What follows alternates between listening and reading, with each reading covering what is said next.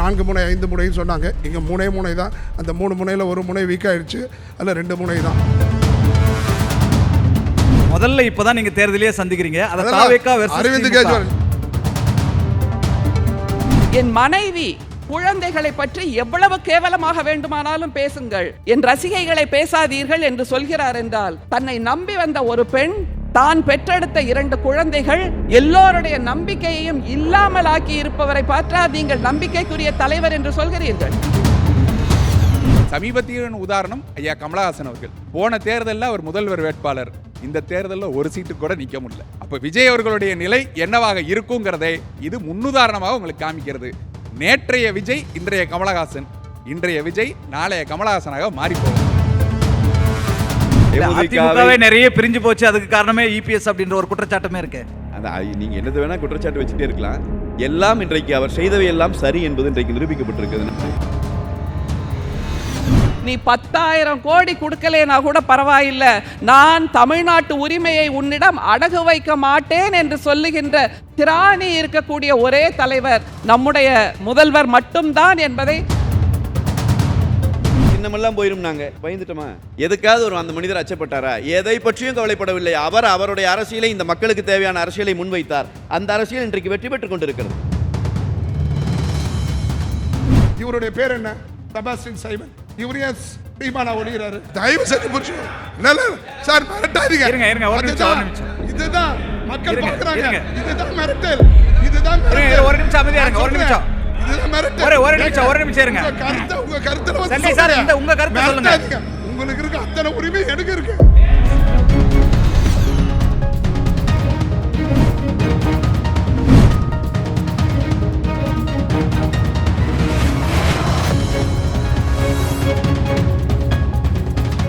அனைவருக்கும் வணக்கம். விவாத மன்றம் நிகழ்ச்சியில் உங்கள் அனைவரையும் சந்திப்பதிலே மகிழ்ச்சி. 4 முனை போட்டி என்பது பரபரப்பான ஒரு களமாக இருக்கிறது. சட்டப்பேரவை தேர்தல் ஏப்ரல் 23ஆம் தேதி நடைபெறுகிறது. வாக்கு எண்ணிக்கை மே 4ஆம் தேதி நடைபெறுகிறது. திமுக தலைமையிலான கூட்டணி, அதிமுக பாஜக தலைமையிலான கூட்டணி, தனித்து போட்டியிடுகின்ற நாம் தமிழர் கட்சி, புதிதாக களம் இறங்கியிருக்கிற தமிழக வெற்றிக் கழகம் என்று இந்த 4 முனை போட்டி என்பது இப்போது மிகப்பெரிய ஒரு பேசு பொருளாக மாறியிருக்கிறது. இப்படிப்பட்ட ஒரு பரபரப்பான சூழலிலே தொகுதி பங்கீடு, வேட்பாளர் தேர்வு என்பதையெல்லாம் தாண்டி பிரச்சாரம் என்பது நீண்டு கொண்டிருக்கிற இத்தகைய சூழலிலே தற்போதைய தேவை என்னவாக இருக்கிறது என்று பார்த்தால், தற்போதைய தேர்தல் களத்தில் தமிழகம் விரும்புகின்ற தலை சிறந்த தலைவர் யார் என்கிற கேள்வி எழுந்திருக்கிறது. 4 முதல்வர் வேட்பாளர்கள் களத்தில் இருக்கிறார்கள். இந்த 4 முதல்வர் வேட்பாளர்கள் களத்தில் இருக்கும்போது 4வரில் நம்பிக்கை அளிக்கின்ற தலைவர் யார் என்ற கேள்வி அடிப்படையாக கொண்டு தற்போதைய விவாத மன்றத்தை கட்டமைத்திருக்கிறோம். சிறப்பு விருந்தினர்கள் 4 பேர் இப்போது வந்திருக்கிறார்கள். திமுகவில் இருந்து பேச்சாளர், எழுத்தாளர், கட்டுரையாளர், மொழிபெயர்ப்பாளர், பன்முகம் கொண்டவர், திமுகவினுடைய செய்தி மற்றும் மக்கள் தொடர்பு துறையுடைய துணைத் தலைவர் ஆண்டாள் பிரியதர்ஷினி அவர்கள் வந்திருக்கிறார். வருக வருக என்று வரவேற்கிறோம். அதிமுகவில் இருந்து செய்தி தொடர்பாளர், நமது புரட்சித் தலைவி அம்மா நாளிதழுடைய ஆசிரியர், பேராசிரியர் கல்யாண சுந்தரம் அவர்கள் வருகை தந்திருக்கிறார். வருக வருக என்று வரவேற்கிறோம். நாம் தமிழர் கட்சியினுடைய சார்பில் மாநில மருத்துவர் பாசறையினுடைய ஒருங்கிணைப்பாளர் டாக்டர் கார்த்திகேயன், பல்லாவரம் தொகுதி வேட்பாளர் கூட அவர் வந்திருக்கிறார். வருக வருக என்று வரவேற்கிறோம். நமது உரிமை காக்கும் கட்சியினுடைய நிறுவன தலைவர், பொதுச் செயலாளர், இன்னும் சொல்லப்போனால் தமிழக வெற்றிக் கழகத்தினுடைய தலைவரை நேற்று சந்தித்துவிட்டு இன்று களமாட வந்திருக்கிறார் செங்கை பத்மநாபன் அவர்களை வருக வருக என்று வரவேற்கிறோம். நாம் தலைப்புக்குள்ளாக செல்லலாம். 4வரில் இங்கே நம்பிக்கை அளிக்கின்ற தலைவர் யார்? பாரதி சொல்லுவார், இந்தியா நாளேட்டிலே அவர் எழுதுகிற போது ஒரு முக்கியமான கருத்தை சொல்வார். மக்கள் தலைவன் யார்? இந்த இந்திய நாட்டை கட்டமைக்கிற போது யார் வறிய நிலையில் இருப்பதை கண்டு இறங்குகிறானோ, இன்னொரு பக்கம் உண்ண உணவின்றி உடுக்க உடையின்றி இருக்கும்போது அவர்களுக்காக கண்ணீர் சொரிகிறானோ, அது மட்டும் இல்லாமல் அவர்களுடைய துன்பத்தை தன்னுடைய துன்பமாக கருதுகிறானோ, அந்த துன்பங்களை எல்லாம் நீங்குகின்ற பொருட்டு அவர்களுக்காக அந்த பிரச்சனைகளை தீர்க்க தரிசையாக யார் இருக்கிறானோ அவன்தான் மக்கள் தலைவன் என்று மகாகவி பாரதி இந்தியா நாளேட்டிலே எழுதியிருக்கிறார். அரசியல் களம் இப்போது அந்த மேற்கோளை குறிக்கோளாக கொண்டு யார் இப்போது அந்த 4 முதல்வர் வேட்பாளர்களில் மக்கள் விரும்புகின்ற தலைவராக இருக்கிறார்கள், நம்பிக்கை அளிக்கின்ற தலைவராக இருக்கிறார்கள் என்ற முதல் சுற்று பேச்சை தொடங்குவதற்காக நமதுரிமை காக்கும் கட்சியினுடைய நிறுவன தலைவர், பொதுச் செயலாளர், தாவேகா ஆதரவு நிலைப்பாட்டிலிருந்து தங்கள் கருத்துக்களை பகிர வருகிறார். வருக வருக என்று வரவேற்று அவரது முதல் சுற்று பேச்சை தொடங்குமாறு அன்போடு கேட்டுக்கொள்கிறோம். உங்கள் அனைவருக்கும் வணக்கம். திமுக ஆட்சியை அகற்ற, மக்களிடம் இருந்து அவர்களை காப்பாற்ற, மக்களை காப்பாற்ற திமுகவிடமிருந்து ஒரு சரியான வியூகத்தை அமைக்க வேண்டும் என்பதற்காக பல ஆண்டுகளாக சிந்தித்து செயல்பட்டு கொண்டிருக்கின்ற நிலையில் இறுதியாக அதற்கு உகந்த கட்சி தாவேகா என்பதை உணர்ந்த காரணத்தினாலே ஏறத்தாழ 2.7 கோடி இளைஞர்கள் இருக்கின்ற நிலையில் மிகப்பெரிய அளவில் இளைஞர்கள் மத்தியில் வாய்ப்பை பெற்றிருக்கின்ற தாவேகா தான் திமுகவிடம் இருந்து மக்களை காப்பாற்ற முடியும் என்ற நிலைப்பாட்டில் வந்திருக்கின்றோம். நேற்று தான் நமது கட்சியின் சார்பாக நான் தாவேகா தலைவர் அவர்களை அவருடைய அலுவலகத்தில் சந்தித்து எங்களுடைய ஆதரவை தெரிவித்து அந்த பணியை இன்று ஆரம்பித்திருக்கின்றோம். நிச்சயம் வருகின்ற தேர்தலில் தாவேகா வெற்றி பெறுவது காலத்தின் கட்டாயம், காலத்தின் தேவை, அது நிச்சயம். தலைப்பில் சொன்னாங்க, யார் எந்த தலைவர் நம்பிக்கைக்குரியவர்? திமுக தலைவர், அதிமுக தலைவர், நாகாக தலைவர். அது நாகாக தலைவர் சேர்க்க முடியாது. மற்ற தலைவர்கள்லாம் தன்னுடைய கட்சி நிர்வாகிகளுக்கு நம்பிக்கை தருகின்ற தலைவர். ஆனால் நான் சொல்லும் தாவேகானுடைய தலைவர் மக்கள் மனதில் நின்று மக்களுக்கான நம்பிக்கை உருவாக்கிய தலைவர் என்று சொன்னால் அது மிகை அல்ல. எனக்கு ஒரு 5-6 நிமிஷம் கொடுத்துருக்காங்க, 3-4 கட்சியை பற்றி பேசணும். அதனால் ஒவ்வொருத்தராக முடிச்சிடலாம். அதிமுகவை பற்றி பேசுவதற்கு மிகப்பெரிய வாய்ப்பு எனக்கு இல்லை, எடுத்துக்கொள்ள வேண்டிய அவசியமும் இல்லை.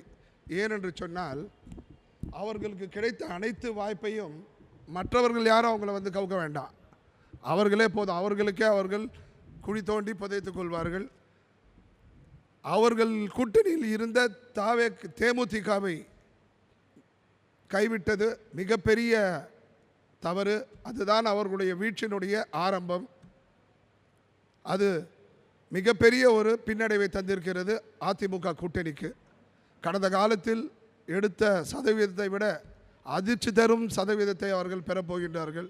20% பெற்றால் மிகப்பெரிய ஆச்சரியம் என்கின்ற நிலையில் அதற்கு ஒற்றை காரணம் அவர்களுடைய கட்சி, அவர்களுடைய கூட்டணி. அதுதான் நயினார் நாகேந்திரன், அண்ணாமலையுடைய பிரச்சனை,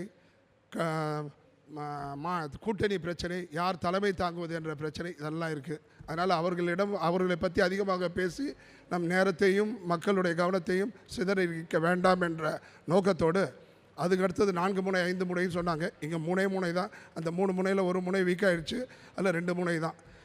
நம்ம நாம் தமிழர் கட்சியை பொறுத்த வரைக்கும் அவங்களுடைய சித்தாந்தம் என்ன?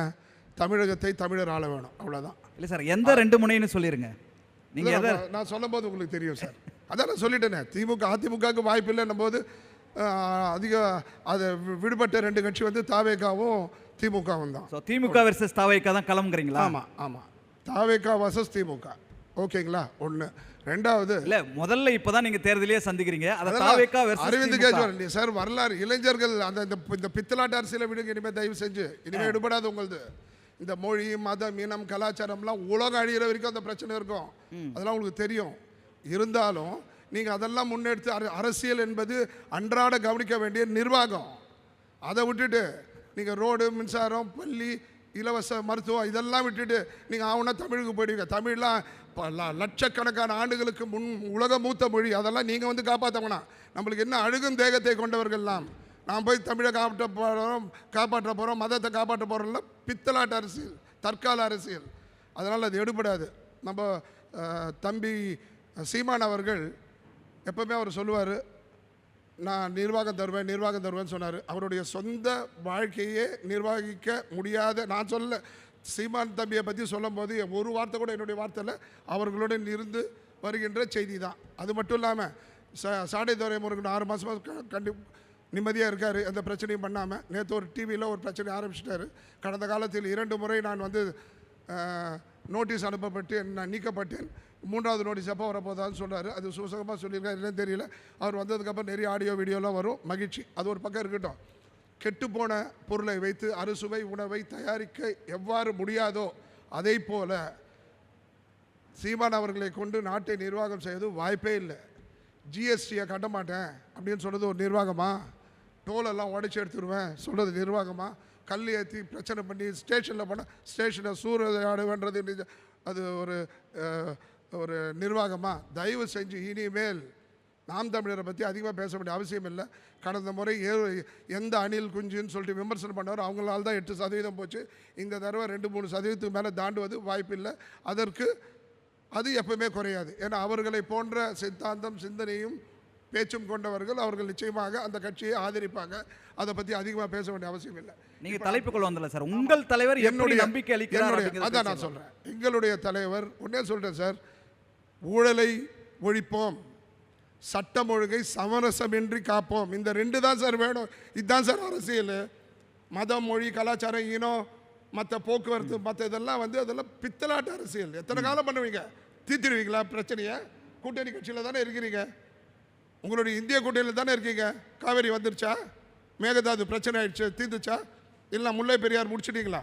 எதுவுமே கிடையாது. நீட்டு ஒரு கையெழுத்தில் எடுப்பேன்னு சொன்னாங்க திமுக. என்ன ஆச்சு? எங்கள் ஆட்சி வந்தால் முடிப்போம் அப்படின்னீங்க. உங்கள் ஆட்சி நான் உலகத்து அமெரிக்காவில் தான் வரப்போகுது. இந்த காங்கிரஸ் ஆட்சி அமைச்சா தானே, அந்த காங்கிரஸ் தானே அமைச்சிருக்கு. அவங்க முரண்பட்ட ஒரு கூட்டணி சார் திமுக வெல்வதற்கு வாய்ப்பில்லை. நிச்சயமாக அவர்கள் 30% எடுத்தால் மிகப்பெரிய ஆச்சரியம். ஏனென்று சொன்னால் மிகப்பெரிய அதிருப்தி.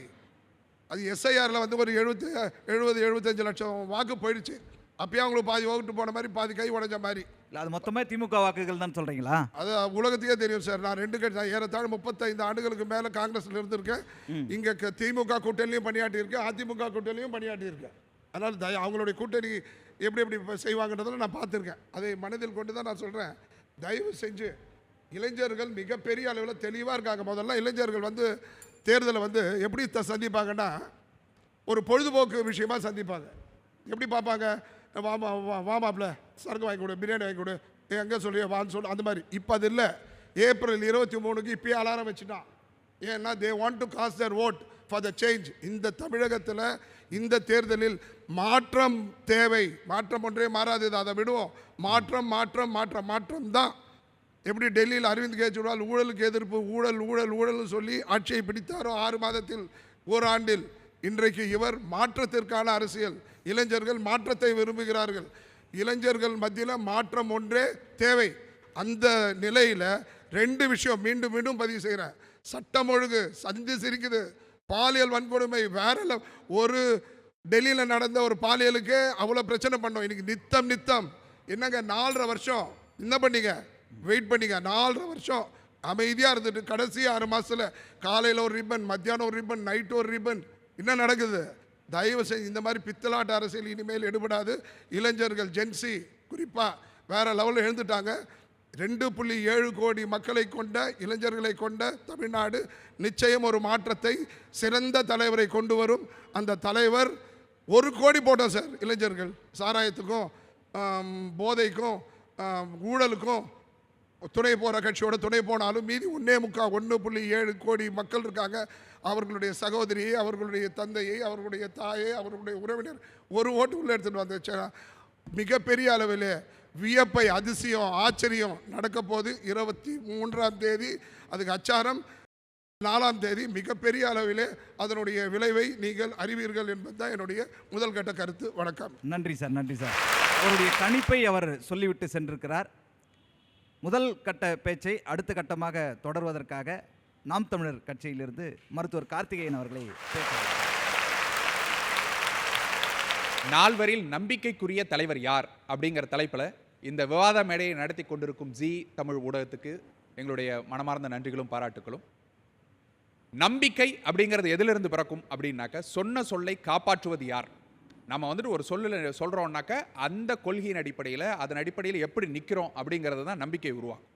அதன் அடிப்படையில் பார்த்தோம்னாக்க, நாங்கள் பாஜகவோட கூட்டணி வைக்க மாட்டோம் அப்படின்னு சொல்லிட்டு பாஜகவோட கூட்டணி பேசுவதோ அல்லது கூட்டணி வைத்துக் கொள்வதோ இல்லாமல் 2010 கட்சி ஆரம்பிக்கும் போது இந்த தேசிய கட்சிகளோடும் திராவிட கட்சிகளோடும் கூட்டணி ஒருபோதும் இல்லை என்று சொன்ன நாம் தமிழர் கட்சி அண்ணன் சீமான் சொன்ன சொல்லில் நம்பிக்கைக்குரியவராக இன்றளவும் நிற்கிறார் அப்படின்னாக்க அதுதான் நம்பிக்கைக்குரிய கட்சியாக மக்கள் மத்தியில் ஈடுபடும்.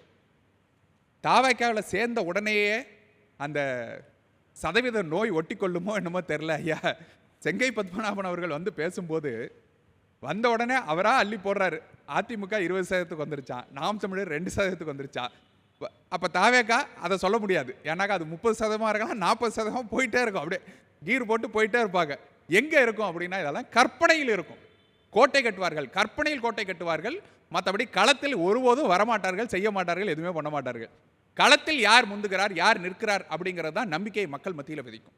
ஒவ்வொரு போராட்டங்களுக்கும் களத்தில் சென்று நின்று மக்களோடு போராடி மக்களுக்குண்டான பிரச்சனைகளை எடுத்து கூறி அதற்குண்டான தீர்வுகளை முன்வைத்து மக்களுக்காக உழைக்கக்கூடிய தலைவர் மீது தான் நம்பிக்கைங்கிறது வரும். அந்த அடிப்படையில் நாம் தமிழர் கட்சியினுடைய தலைமை ஒருங்கிணைப்பாளரான அண்ணன் சீமான் மீது மக்களுக்கு வந்திருக்கிறதுங்கிறது நம்பிக்கை. தமிழை காப்பாற்றுவதெல்லாம் பழைய காலத்து நோய் அப்படிங்கிறார், கற்காலத்து அரசியல் அதெல்லாம் அப்படிங்கிறார். அப்படின்னா என்ன அர்த்தம்னாக்க, உன் மொழி அழிந்தாலும் பரவாயில்லை, உன் நிலம் அழிந்தாலும் பரவாயில்லை, உன் மலை அழிந்தாலும் பரவாயில்லை, அதை பற்றிலாம் நீங்கள் எங்களுக்கு கவலை இல்லைங்க. ஏன்னா நாங்கள் வந்துட்டு ஜென்சி கிட்ஸ், நாங்கள்லாம் வந்துட்டு நீங்கள் என்ன சொன்னீங்க, மொழி அழியாமல் காப்பாற்றுவது என்பது கற்கால அரசியல் அப்படிங்கிறார். அதாவது உடல் அழுகி போனால் அது வந்துட்டு எப்படி பயன்படுத்த முடியாது, அது மாதிரி நீங்கள் வந்துட்டு நாம் தமிழரை பயன்படுத்த முடியாது அப்படிங்கிறார்.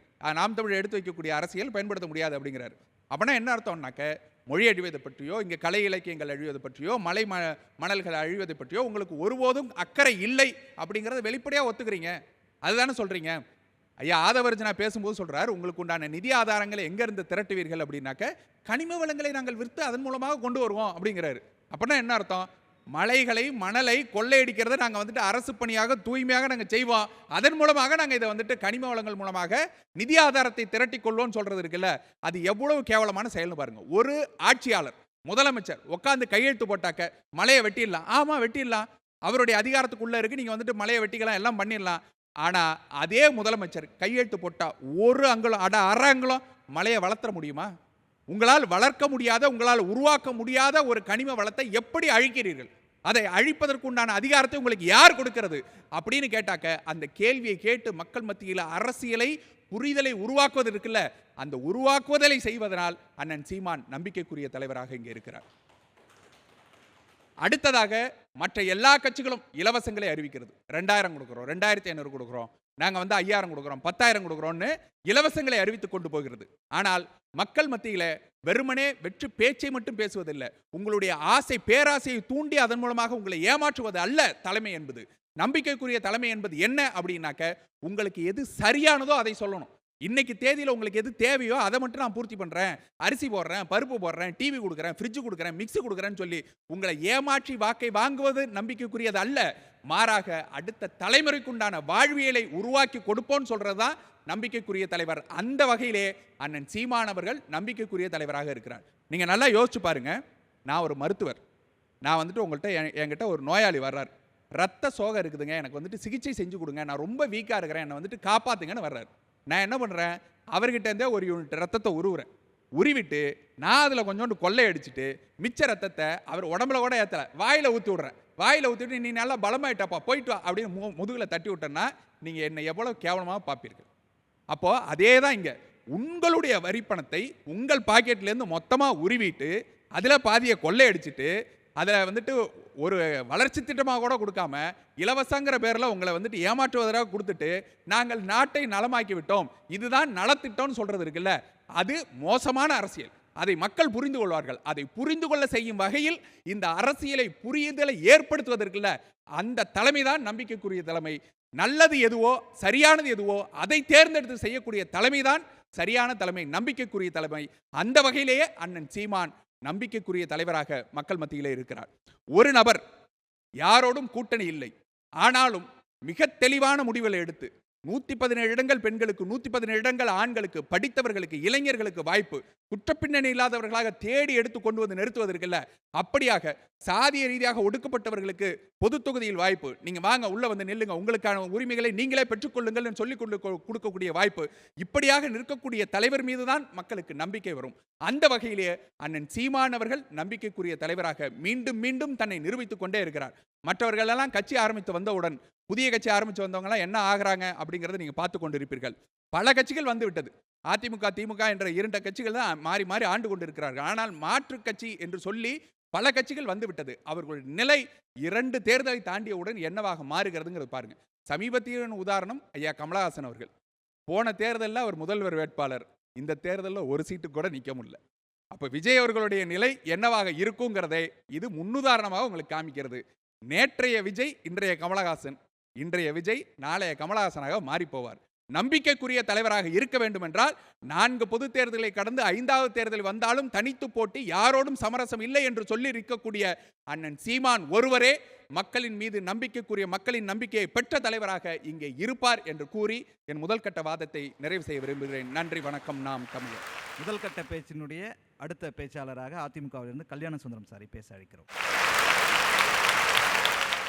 இந்த தலைப்பே ஏற்கனவே நம்ம ஒரு ஓராண்டு காலமாக மாறி மாறி விவாதங்கள் நிறைய செஞ்சுட்டு இருந்தாலும் கூட, இந்த 4 முனை போட்டி என்று ஒரு பிரச்சாரம் செய்யப்பட்டு பிறகு அதில் இப்போ இருக்கிறதுல தலைவர்களிலே யார் சிறந்த தலைவர், இந்த 4 தலைவர்களை குறிப்பிட்டு இந்த தலைவர், இது கொஞ்சம் வித்தியாசமாக இருக்குது.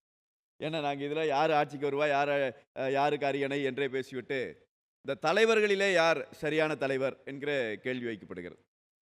நான் அனைத்திந்திய அண்ணா திராவிட முன்னேற்ற கழகத்தினுடைய பொதுச் செயலாளர் புரட்சித் தமிழர் எடப்பாடியார் தான் முதல்வர் ஆவதற்கு தகுதியான ஒரே தலைவர் களத்திலே இருக்கிறவர் என்பது என் தரப்பு வாதம். அது ஏன் அப்படிங்கிறதுக்கான சில காரணங்களை சொல்கிறேன். குறிப்பாக அவரை சொல்லும்போது, முதல் முறையாக அவர் முதலமைச்சர் ஆகிற போதே அவருக்கு ஒரு வாய்ப்பில் முதலமைச்சர் ஆகிட்டார் என்று பேசுகிறவர்கள் உண்டு. அந்த விமர்சனத்தையே நான் விமர்சனமாக எடுத்துக்கொள்கிறேன். வாய்ப்பு அப்படிங்கிறது பல பேருக்கு அரசியல் சூழலில் கிடச்சிருக்கு. நீங்கள் யாருமே எதிர்பார்க்காம திடீர்னு ஐக்கிய குஜரால் இந்தியாவினுடைய பிரதமரானதை நாம் பார்த்திருக்கிறோம். தேவேகவுடா அவர்கள் பிரதமரானதை பார்த்திருக்கிறோம். இன்னும் சொல்ல போனால் எங்கள் கட்சியில் இருந்து இப்போ வெளியேறி இருக்கிற ஓபிஎஸ் போன்றவர்களுக்கு கூட வாய்ப்பெல்லாம் கிடைத்தது. வாய்ப்பு கிடைப்பது என்பது ஒன்று, தனக்கு கிடைக்கிற வாய்ப்பை தான் என்ன பணியை செய்ய வந்திருக்கிறோமோ அந்த பணியை செய்து காட்டி வெற்றி பெற்று அந்த வாய்ப்பை தக்க வைத்து கொண்டு தலைவன் என்று நிரூபிப்பது வேண்டும். அப்போ நல்லவர்களாக இருப்பதும் வல்லவர்களாக இருப்பதும் 2ம் அவசியம் ஒரு தலைவனுக்கு. அப்படியான ஒரு தலைவராக எடப்பாடியார் தன்னை தானே வடிவமைத்து கொண்டிருக்கிறார் என்பதுதான் என் தரப்பு வாதம். நீங்கள் அப்படி ஒரு வாய்ப்பு வருகிறது, சுற்றி எதிரிகளும் நிற்கிறார்கள், துரோகிகளும் நிற்கிறார்கள். 2ஐயும் ஒரு மனிதர் எதிர்கொள்ளுகிறார். உங்களுக்கு சின்னமே போயிருங்கிறாங்க, நீங்கள் இன்னி களத்தில், அரசியல் களத்திலே இருக்க முடியாதுங்கிறாங்க. அதையெல்லாம் எதிர்த்து அவர் களத்திலே நிற்கிறார். இந்த கட்சியே அழிஞ்சு போயிடுச்சுன்னு பிரச்சாரம் பண்ணாங்க.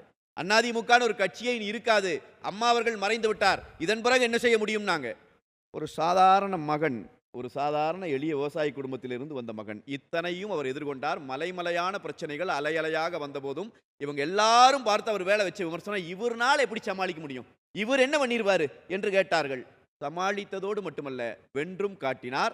2021 தேர்தலிலும் கட்சியில் மொத்தமே 3 சீட்டு 4 சீட்டு தான் வரும் என்றல்ல இவர்கள் எல்லாம் பிரச்சாரம் செய்து கொண்டிருந்த போது அந்த மனிதர் தனி ஒருவராக தமிழ்நாடு முழுவதும் சுற்றி சுழன்று வந்தார். புரட்சி தலைவி அம்மா அவர்கள் இருக்கிற போது எதிர்க்கட்சியாக அமர்ந்த நேரத்தில் எடுத்த வாக்கு, அந்த சீட்டுகளை விட அதிகமான இடங்களை வெற்றி பெற்று, கூட்டணி 75 இடங்களை வெற்றி பெற்று ஒரு மகா பெரும் அணியாக கொண்டு போய் ஒரு எதிர்க்கட்சியாக அமர வைத்தார். எதிர்க்கட்சியாகவும் அவர் அவருடைய பணியை தொடர்ச்சியாக செய்திருக்கிறார்.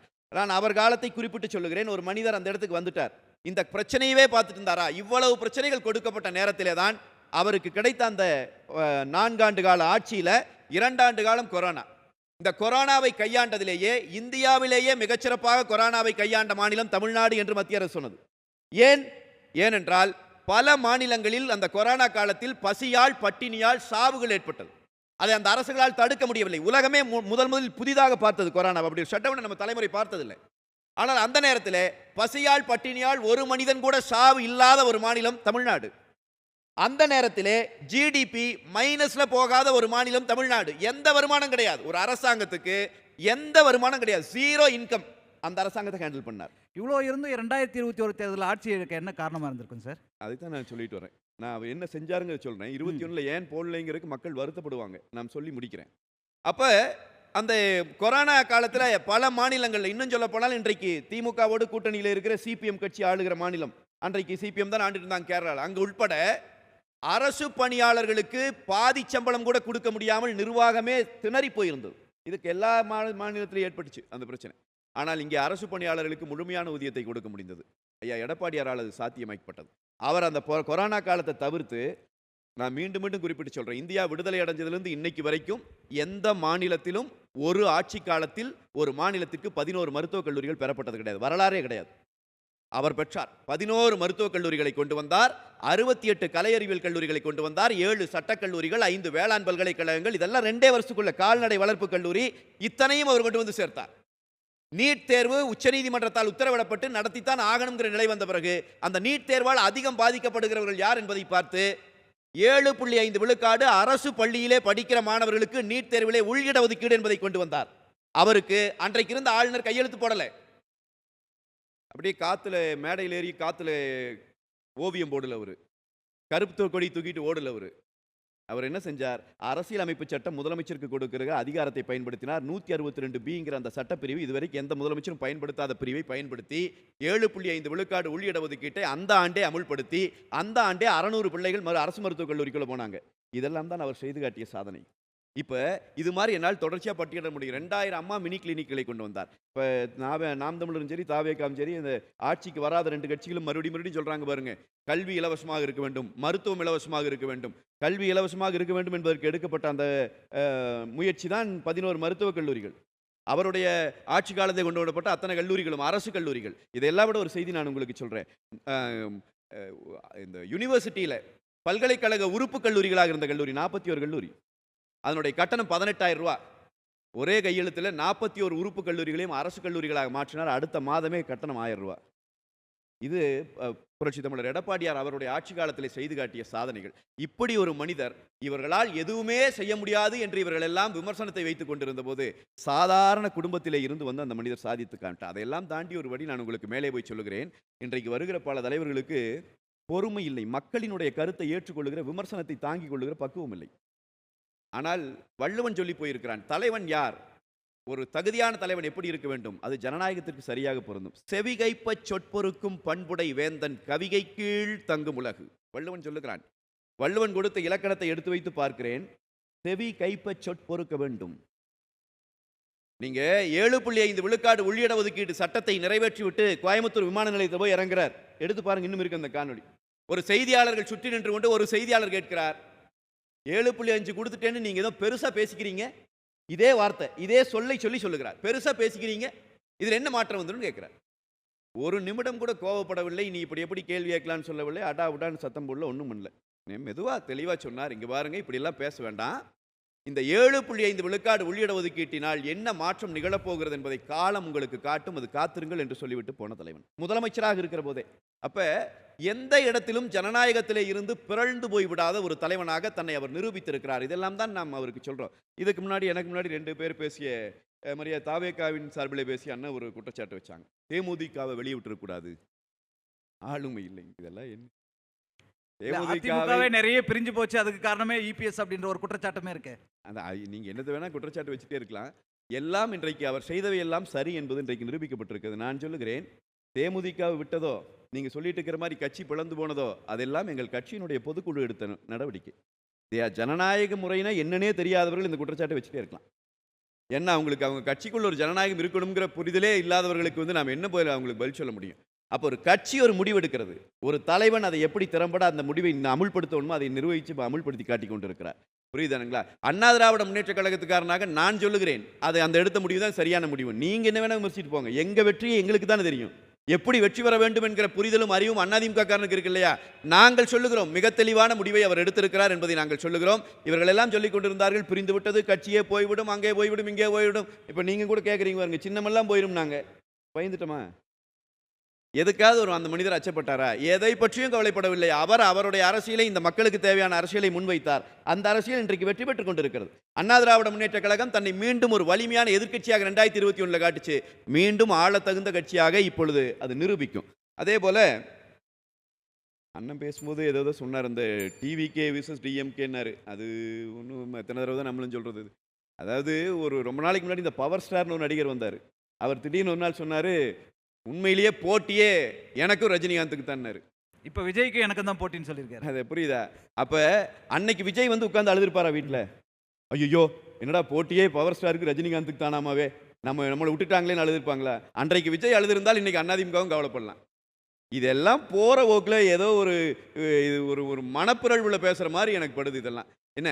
எஸ்ஐஆர் பற்றி அண்ணன் சொன்னார். நான் நேரடியாக கேட்குறேன், எஸ்ஐஆர் அந்த களத்தில் தாவேக்காங்கிற ஒரு கட்சியை எங்காவது யாராவது பார்க்க முடிஞ்சா?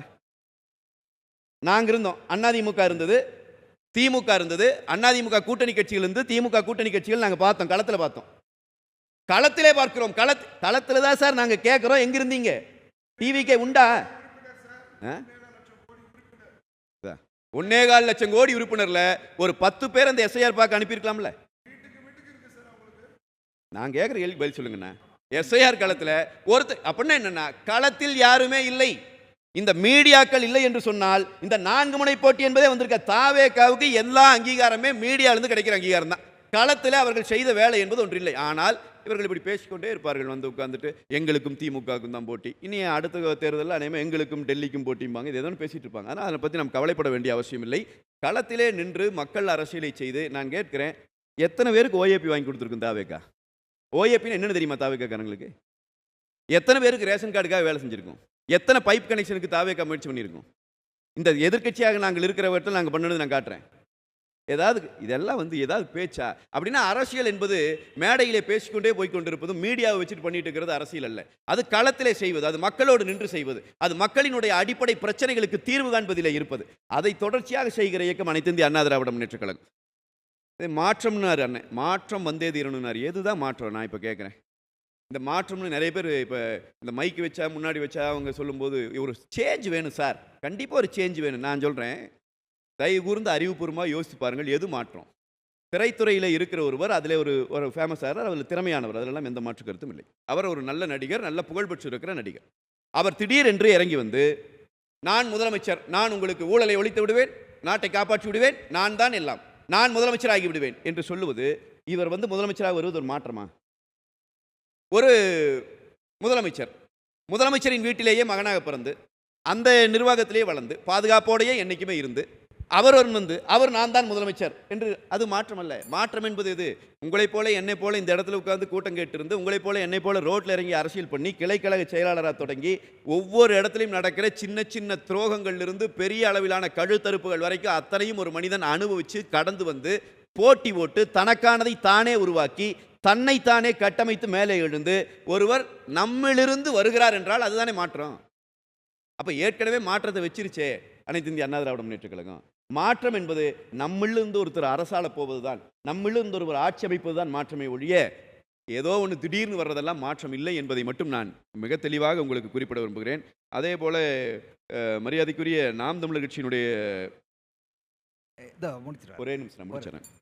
நீங்கள் 2 பேர் குற்றச்சாட்டு வச்சங்காட்டி அதை சொல்ல வேண்டியிருக்கு. அவர் நம்ம தம்பி சொல்லுகிற போது கூட பாஜக கூட்டணி முதல்ல வைக்க மாட்டோம்னு சொல்லிட்டு பிறகு வைத்து கொண்ட அளவுக்கு அவருக்கு நம்பிக்கை இல்லாமல் போயிடுச்சு அப்படிங்கிற மாதிரி சொன்னார்.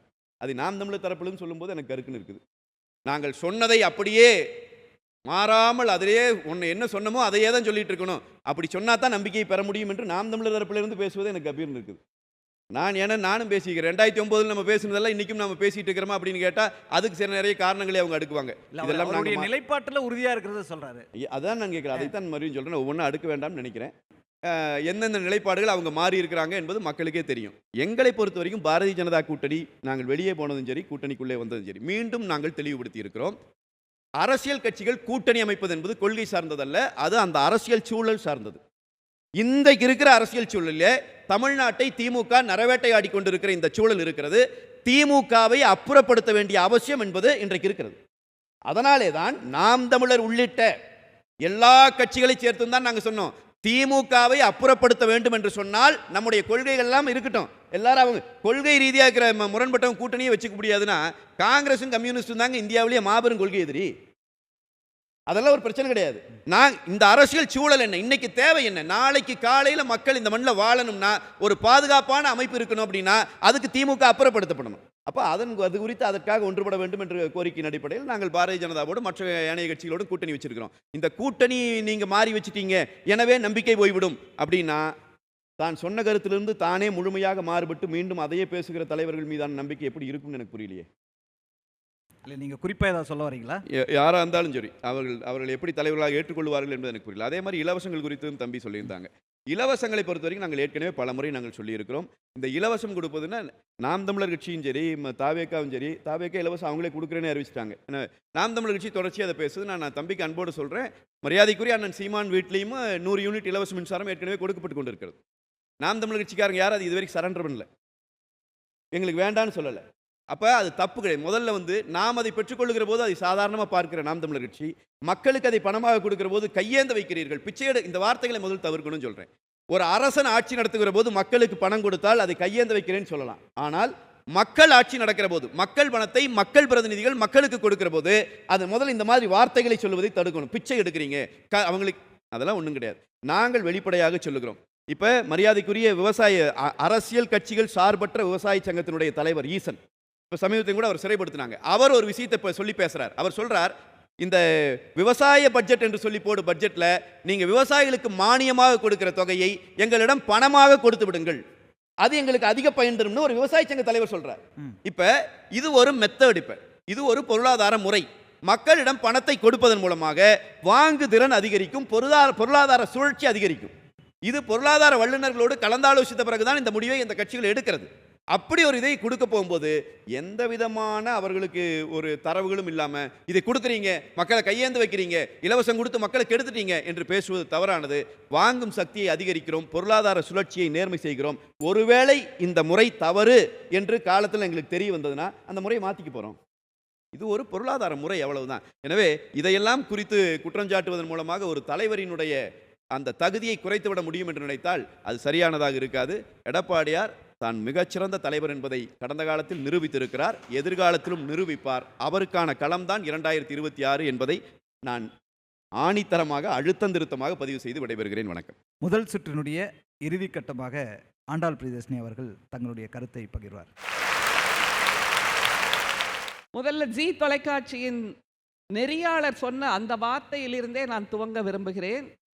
யார் சிறந்த தலைவர் என்று கேட்டால் மகாகவி பாரதியாரை அவர் துணைக்கு அழைத்தார். நானும் மகாகவி பாரதியாரின் ஒற்றை வரியிலிருந்து ஆரம்பிக்க விரும்புகின்றேன். பக்கத்தில் இருப்பவன் துன்பம் பார்க்க பொறாதவன் புண்ணிய மூர்த்தி என்று சொல்லுவான் மகாகவி பாரதி.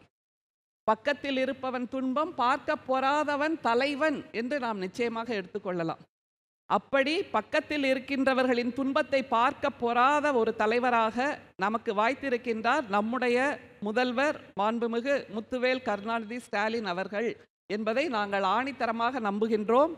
அவர்தான் இப்போது இருக்கக்கூடிய காலச்சூழலில் தமிழ்நாட்டை வழிநடத்துவதற்கும் தமிழர்களுக்கான இன உரிமையை பெற்றுக் கொடுப்பதற்கும் தமிழர்களுக்கான மொழி உரிமையை பெற்றுக் கொடுப்பதற்கும் தமிழர்களுக்கான வாழ் உரிமையை பெற்றுக் கொடுப்பதற்குமான ஒரே தலைவர், தன்னை எங்கேயும் அடகு வைக்காத தலைவர், தன்னுடைய கொள்கையை அடகு வைக்காத ஒரே தலைவர் இந்தியாவில் இருக்கிறார் என்றால் அது முத்துவேல் கருணாநிதி ஸ்டாலின் அவர்கள்தான் என்று பிற மாநிலத்தில் இருக்கக்கூடிய அரசியல் கட்சி தலைவர்களும் விதந்தோத்துகிறார்கள். அதைத்தான் நாம் நினைவில் வைத்துக் கொள்ள வேண்டும். தலைவர்கள் இருக்கிறார்கள், எல்லா கட்சியிலும் தலைவர்கள் இருக்கிறார்கள். ஆனால் அவர்கள் கொள்கை பிடிப்போடு இருக்கிறார்களா, கொண்ட கருத்தியலில் உறுதிப்பாட்டோடு இருக்கிறார்களா, அல்லது ஒன்றியத்திலிருந்து ஒரு அழுத்தம் வருகிறது, ஒன்றியத்திலிருந்து ஒரு ரெய்டு வருகிறது, ஒன்றியத்திலிருந்து ஒரு மிரட்டல் வருகிறது என்றால் அடுத்த நிமிடம் வாளை சுருட்டி கொண்டு அவர்கள் முன் சாஷ்டாங்கமாக விழுந்து விடுகின்ற தலைவர்களை கொண்டிருக்கிறது மற்ற கட்சிகள் எல்லாம். ஆனால் இந்த 5 ஆண்டு காலத்தில் திராவிட முன்னேற்ற கழகம் ஆட்சி பொறுப்பேற்ற 5 ஆண்டு காலத்தில் சுற்றி வர 1000 புயல்கள் வீசிக்கொண்டிருக்கின்றன. இன்னமும் ஒன்றியத்தின் மூலமாக தினம் தினம் அச்சுறுத்தல்கள் வந்து கொண்டிருக்கின்றன. எங்களுக்கு நீங்கள் அடங்கவில்லை என்றால் உங்களுக்கு நிதி பகிர்வை தரமாட்டோம், நாங்கள் சொல்லுகின்ற இடத்தில் கையெழுத்து போடவில்லை என்றால் உங்களுக்கான உரிமைகளை பறிப்போம் என்று ஒன்றியம் தினம் தினம் அச்சுறுத்தி கொண்டிருந்தாலும் நீ 10,000 கோடி கொடுக்கலேனா கூட பரவாயில்லை, நான் தமிழ்நாட்டு உரிமையை உன்னிடம் அடகு வைக்க மாட்டேன் என்று சொல்லுகின்ற திராணி இருக்கக்கூடிய ஒரே தலைவர் நம்முடைய முதல்வர் மட்டும்தான் என்பதை நீங்கள் கணக்கில் எடுத்துக்கொள்ள வேண்டும். அடுத்தது மிக முக்கியமா நம்முடைய அதிமுகவின் சகோதரர் கல்யாண சுந்தரம் அவர்கள் வந்து நிறைய பேசினார். எனக்கும் அவருடைய கருத்துகளில் உடன்பாடு இருக்கிறது தம்பி. ஆனால் உங்ககிட்ட ஒரே ஒரு கேள்வி எனக்கு இருக்கு. நாளைக்கு எழுந்தா நாம பாதுகாப்பா இருப்போமா? அப்படிப்பட்டவர்களைத்தான் நாம் ஆட்சி செய்ய வைக்க வேண்டும் என்று ஒரு கருத்தியலை சொன்னார். அவர்கள் கூட்டணி வைத்திருக்கக்கூடிய கட்சி எவ்வளவு தூரம் இந்தியாவை பாதுகாப்பாக வைத்திருக்கிறது என்பதற்கு என்னால் பட்டியலிட முடியும். மதவாதம் என்றால் பிஜேபி, மனுவாதம் என்றால் பிஜேபி, பார்ப்பனவாதம் என்றால் பிஜேபி, இந்துக்களை அழித்தொழிப்பதென்றால் பிஜேபி என்று இருக்கக்கூடிய அந்த கட்சியோடு இவர்கள் கூட்டணியை வைத்துக்கொண்டு நாளை காலையில் எழுந்தா தமிழ்நாட்டில் எல்லாம் பாதுகாப்பாக இருக்குங்கிற ஒரு உத்தரவாதத்தை கொடுக்கிறார் என்றால் இது எவ்வளவு தூரம் அறிவீனமான ஒரு வார்த்தை என்பதை நீங்கள் புரிந்து கொள்ள வேண்டும். அதை தவிர கூடுதலாக இதை சொல்லுகிறேன். இவர்கள் ஆட்சி கட்டிலில் இருந்தபோதுதான் ஒன்றியத்தில் இவர்களுடைய அமைச்சர் SP வேலுமணி ஐயாவை அழைத்து நீங்க உதய் மின்திட்டத்தில் கையெழுத்து போடலைனா உங்களுக்கு உதய்தான் கிடைக்கும் என்று சொல்லி அவர்கள் மூலமாக உதய் மின்திட்டத்தை இங்கே கொண்டு வந்து அதன் மூலமாக நம்முடைய வீட்டின் மின்சார வரியை, மின்சார கட்டணத்தை உயர்த்திய பெருமை அதிமுகவுக்கு தான் இருக்கிறது. இது தமிழர்களுக்கு செய்திருக்கக்கூடிய மிகப்பெரிய துரோகம். அதே மாதிரி நம்முடைய தொப்புள் கொடி உறவுகளான இலங்கை தமிழர்களுக்கு எதிராக CAA NRCயில் கையெழுத்திடுகின்ற அந்த சூழல் வரும்போது இவர்கள் நாடாளுமன்றத்திலிருந்து வெளிநடப்பு செய்த அந்த தமிழின துரோகத்துக்கு சொந்தக்காரர்கள் அதிமுக கட்சியினர். அடுத்தது புதிய கல்விக் கொள்கை, நீட் தேர்வு, எல்லாவற்றுக்கும் தலையாட்டி பொம்மையாக இவர்கள் செய்து கொண்டிருந்தார்கள். அதை தவிர தமிழர்களுக்கும் தமிழ்நாட்டுக்கும் செய்த மிகப்பெரிய ஒரு துரோகம் எது என்றால் TNPSC தேர்வு, தமிழ்நாடு தேர்வாணையம் மூலமாக நடத்தப்படுகின்ற தேர்வு. ஒவ்வொரு மாநிலத்திலும் அந்தந்த மாநிலத்துக்கானவர்களுக்காக தேர்வு நடத்தப்படும். அங்கே இருப்பவர்கள் அந்த தாய்மொழியில் தெரிந்தவர்கள் தான் அந்த தேர்வை எழுத வேண்டும். ஏனென்றால் அந்தந்த மாநிலத்துக்கான வேலை வாய்ப்பு அது. இவர்கள் என்ன செய்தார்கள்? TNPSC தேர்வில் நீங்கள் தமிழ் தெரியாவிட்டாலும் எழுதலாம் என்று வாசலை திறந்து விட்டார்கள். என்ன ஆனது? வட இந்தியர்கள் முழுக்க தமிழ்நாட்டுக்கு வந்து வேலை வாய்ப்பை பெற்றது. தமிழர்களுக்கு துரோகம் செய்தது, தமிழ் இனத்துக்கு துரோகம் செய்தது அதிமுக ஆட்சி காலத்தில்தான் என்பதை நீங்கள் கணக்கில் எடுத்துக்கொள்ள வேண்டும். அதே மாதிரி மிக அதிகமாக இன்னொன்றை சொன்னார். எங்களுடைய தலைவர் தான் மிகச்சிறப்பான தலைவர் என்று சொல்லிக் கொண்டிருக்கிறார். ஐயா, எனக்கு தம்பி உங்ககிட்ட கேட்கறதுக்கு இந்த கேள்வி இருக்கு. தூத்துக்குடி துப்பாக்கி சூட்டை நான் தொலைக்காட்சியை பார்த்து தெரிந்து கொண்டேன் என்று ஆட்சி அதிகாரத்தை புரிந்து கொள்ளாமல், அட்மினிஸ்ட்ரேஷன் சரியாக செய்யாமல் துப்பாக்கி சூட்டை கூட தொலைக்காட்சியை பார்த்து ஒரு முதல்வர் தெரிந்து கொள்கிறார் என்றால் அவர் எப்படி சிறப்பான ஆட்சியை கொடுப்பார் என்பதை நீங்கள் சொல்லுங்கள். அடுத்தது சாத்தான்குளம் தந்தை மகன் எப்படி அடித்து கொல்லப்பட்டார்கள் என்பது நமக்கு நன்றாக தெரியும். மிக சமீபத்தில் அதற்கான தீர்ப்பு வந்திருக்கிறது. இந்த சம்பவம் நடந்து அவர் அந்த காவல் அதிகாரிகளுக்கு ஆதரவாக இருந்ததும் இவர்களுடைய ஆட்சிதான். அடுத்தது இன்றைக்கு அதிமுகவின் வேட்பாளர் பட்டியல் வெளிவந்திருக்கிறது. அதில் நான் மிக குறிப்பாக தேடியது ஒரு பெயர், ஒரு தொகுதி. எது தெரியுமா?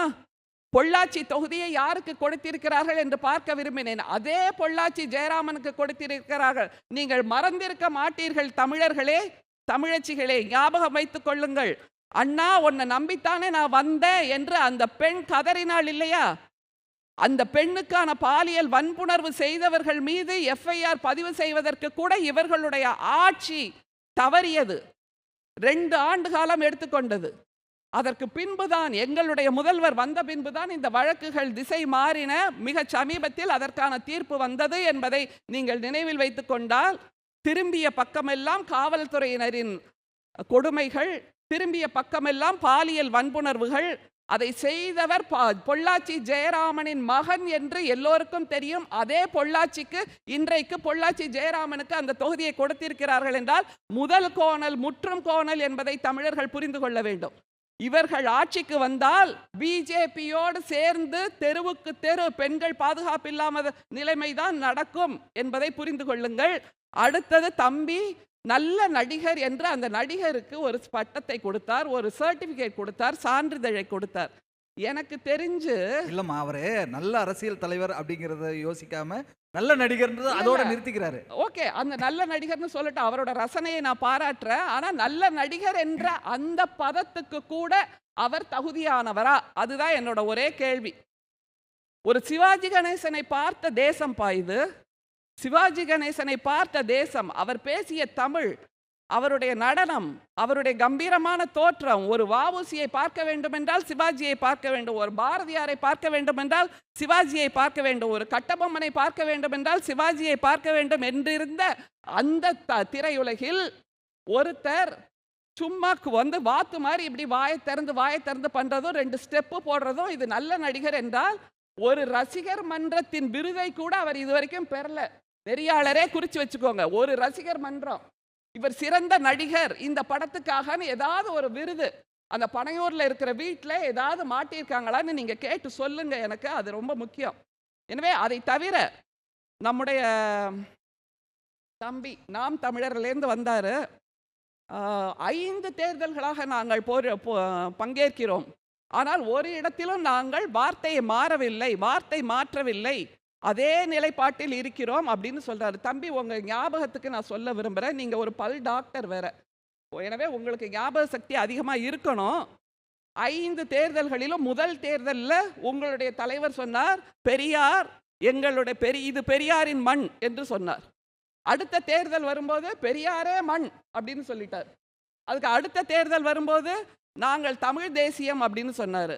இப்போ பார்த்தா தமிழ் தேசியத்துக்கு எதிராக இருக்கக்கூடிய அந்த பிஜேபியின் பி டீமாக, சி டீமாக, டி டீமாக, எல்லா விதமான டீமாக மாறி பார்ப்பன கடப்பாறையை கொண்டு வந்து நான் திராவிட கோட்டையை இடிப்பேன் அப்படின்னு சொன்னா, வார்த்தைக்கு வார்த்தை, தேர்தலுக்கு தேர்தல் தன்னுடைய நிலைப்பாட்டை மாற்றிக்கொண்டிருப்பதை மட்டும்தான் இவருடைய தலைவர் செய்கிறாரே தவிர, எங்கேயும் அவர் சொன்னதை ஓடுற தண்ணியில வேணா எழுதி வைக்கலாமே தவிர கல்லில் எழுத்தாக எழுதவே முடியாது.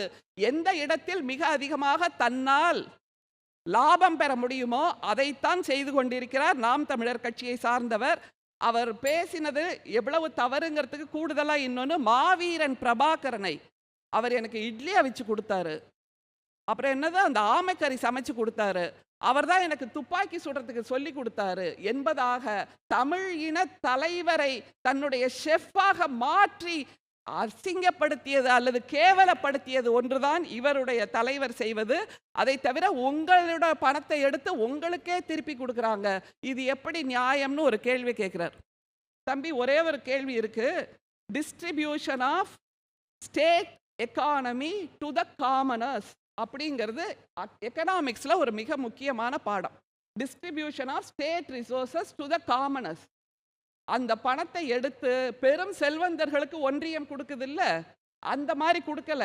நம்முடைய முதல்வர், எங்களுடைய தலைவர் எளிய பெண்கள், விளிம்பு நிலை பெண்கள், அவர்களுக்கு ஒரு ஆதாரமாக எழுந்து நிற்பதற்காக நெம்புகோலாக, தூண்டுகோலாக, ஊன்றுகோலாக ஒரு 1000 ரூபாய் கொடுக்கிறார் என்றால் அதை கொச்சைப்படுத்துகின்ற வேலையைத்தான் நாம் தமிழர் கட்சி செய்து கொண்டிருக்கிறது என்பதை தமிழர்களே, தமிழச்சிகளே புரிந்து கொள்ளுங்கள். உங்களை கொச்சைப்படுத்தி கொண்டிருக்கிறார்கள். நீங்கள் ஓசியாக வாழ்ந்து கொண்டிருக்கிறீர்கள், இலவசத்தை பெறுகிறீர்கள் என்று. ஒன்றியத்தில் இருந்து வருகின்ற பிரதமரும் கூட இதைத்தான் சொல்கிறார், இலவசம் இலவசம் என்று. அவர் கூடுதலா இன்னொன்னு சொல்றாரு, மெட்ரோ ரயிலில் கூட்டம் அதிகமாக இல்லை, காரணம் மாநிலங்களில் இருக்கக்கூடிய இலவச பேருந்தினால் என்று. யோசித்து வைத்துக் கொள்ளுங்கள். அதிமுக பிஜேபி கூட்டணி என்றைக்காவது ஒரு நாள் வெற்றி பெறுமானால் இந்த மகளிர் விடியல் பயணம் என்பதை முதலில் இழுத்து நிறுத்துவார்கள். மீண்டும் பெண்கள் கால்நடையாக நடந்து போக வேண்டி இருக்கும் என்பதை நீங்கள் புரிந்து கொள்ள வேண்டும். அதே மாதிரி செங்கை பத்மநாபன் அவர்கள் என்னைக்கு ஜோதிடர் ஆனார்னு எனக்கு தெரியல, இந்தந்த கட்சிக்கு இவ்வளோ பங்கு கிடைக்கும் அப்படின்னு சொல்லிட்டு போனாரு. ஐயா, எனக்கு ஒரே ஒரு கேள்வி இருக்கு. கட்சி நிர்வாகிகளுக்கு நம்பிக்கைக்குரிய தலைவராக எல்லோரும் இருக்கிறாங்க. ஆனா எங்களுக்கான நம்பிக்கைக்குரிய தலைவரா எங்கள் நடிகர் இருக்கிறார் அப்படின்னு ஒரு வார்த்தையை சொன்னீங்க. விரக்தி எல்லாம் ஒண்ணுமே இல்லை. டிவிகே தொண்டர்கள் 41 பேர் செத்து போனாங்கப்பா கரூர்ல. 41 பேர் துள்ள துடிக்க செத்து போனார்கள். அமைதியா இருக்க சொல்லுங்க, அமைதியா இருக்க சொல்லுங்க. 41 பேர் துள்ள துடிக்க செத்து போனார்கள். திரும்பி பார்க்காம ஓடி வந்தார். எங்கே அங்க நம்பிக்கை? அந்த தொண்டர்கள் அவர் மீது வைத்திருந்த நம்பிக்கை எங்க போச்சு? மிக சமீபத்து மாநாட்டில் கல்லூரிக்கு போக கொண்ட வேண்டிய ஒரு மாணவர் இந்த கூட்டத்திற்கு வந்து ஒரு விபத்தில் சிக்கி மண்டை உடைந்து ஆஸ்பத்திரியில் அனுமதிக்கப்படுறார். எங்களுடைய திராவிட முன்னேற்ற கழகத்தின் அமைச்சர் தம்பி அன்பில் பொய்யாமொழி போய் பார்த்து ஆறுதல் சொல்லி அவரை கவனித்தாரே தவிர இந்த நடிகர் திரும்பி கூட பார்க்கவில்லை. தன்னுடைய தொண்டர்களையும் ரசிகர்களையும் கைவிட்டு விடுகின்ற ஒரே வேலையைத்தான் அவர் செய்து கொண்டிருக்கிறார். ஆனால் இன்னைக்கு அவர் ஒரு அறிக்கையை வெளியிட்டிருக்கார். இதை விட கண்டனத்துக்குரிய அறிக்கை தமிழ்நாட்டில் எதுவுமே இருக்க முடியாது. ஒரு பெண்ணாக நான் இதை மிக கோபமாக ரௌத்திரமாக சொல்ல விரும்புகிறேன். அவர் என்ன தெரியுமா சொல்றாரு? என் மனைவி குழந்தைகளை பற்றி எவ்வளவு கேவலமாக வேண்டுமானாலும் பேசுங்கள், என் ரசிகைகளை பேசாதீர்கள் என்று சொல்கிறார் என்றால், தன்னை நம்பி வந்த ஒரு பெண், தான் பெற்றெடுத்த 2 குழந்தைகள், எல்லோருடைய நம்பிக்கையையும் இல்லாமல் ஆக்கி இருப்பவரை பார்த்தா நீங்கள் நம்பிக்கைக்குரிய தலைவர் என்று சொல்கிறீர்கள். அதை தவிர மிக மோசமான ஒரு ஸ்டேட்மெண்ட் ஐயா பத்மநாபன் சொன்னது என்னன்னா, இனம் மொழி இதெல்லாம் பழங்கால பேச்சு அப்படிங்கிற மாதிரி ஒன்று சொன்னாரு. மொழியை பேசுறதெல்லாம் கற்காலம்னு ஏதோ ஒரு வார்த்தை சொன்னாரு. அதுல நான் மிக முக்கியமா சொல்ல வேண்டும், உலகத்தில் இருக்கக்கூடிய அந்த ஆந்த்ரோபாலஜிஸ்ட் எல்லாருக்குமே தெரியும், ஒரு இனத்தை அழிக்க வேண்டும் என்றால் அவர்கள் பேசுகின்ற தாய்மொழியை முதலில் அழிக்க வேண்டும். தமிழ்நாட்டில் எத்தனையோ இடங்களில் ஹிந்தி பெயர் எழுதப்பட்டது. திருச்சி ரயில் நிலையத்தில் ஹிந்தி பெயர் எழுதப்பட்டது. திமுக முதலில் களத்தில் இறங்கி போராடி இன்றைக்கு அந்த ஹிந்தி எழுத்துக்களை மாற்றி இருக்கிறோம் என்றால், ஹிந்திக்காக தமிழ்நாட்டை தாரை வார்ப்பது ஒன்றுதான் இவர்களுடைய வேலையாக இருக்கிறது. அதை தவிர ஒன்றை சொல்லி நிறைவு செய்ய விரும்புகின்றேன். மதச்சார்பின்மை, சம உரிமை, சமூக நீதி, மாநில உரிமை, இந்த 4 தூண்களின் மீது திராவிட முன்னேற்ற கழகம் கட்டமைக்கப்பட்டிருக்கிறது. இந்த 5 ஆண்டுகளாக 1825 நாட்களாக இந்த 4ஐயும் காப்பாற்றுவதற்குத்தான் எங்களுடைய தலைவர் போராடி கொண்டிருக்கிறார். இந்தியாவில் இருக்கக்கூடிய முதல்வர்கள் எல்லோரும் தங்களை ஒன்றியத்துக்கு அடகு வைத்திருக்கின்ற நிலையில் எங்களுடைய தலைவர் மட்டும்தான் இன்னமும் தீரமாக, வீரமாக, துணிச்சலாக, அச்சமின்றி போராடி கொண்டிருக்கிறார். தமிழ்நாடு போராடும், தமிழ்நாடு வெல்லும். மீண்டும் வருவேன். அம்மா ஆண்டாள் பிரியதர்ஷினி அவர்களுக்கு நன்றி. முதல் சுற்று நிறைவாக முடிந்திருக்கிறது. 2வது சுற்று தொடங்குகிறது. இதே போல இன்னும் கொஞ்சம் காரசாரமாகவும் ஆழமாகவும் அழுத்தமாகவும் இருக்கும் என்று நம்பலாம்.